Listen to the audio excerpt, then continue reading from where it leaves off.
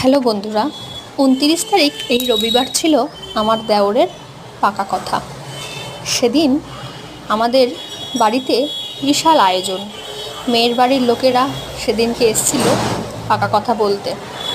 এই যে তোমরা দেখতে পাচ্ছ, এখানে পাটিপত্র হচ্ছে। এই পাটিপত্রে ছেলে পক্ষ মেয়ে পক্ষের উভয়ের সম্মতিতে এইটি পত্রটি তৈরি করা হয়।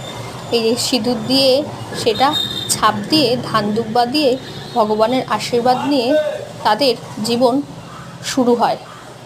তারপর মেয়ের বাড়ির লোকেরা এই যে এখানে খেতে বসে পড়েছে।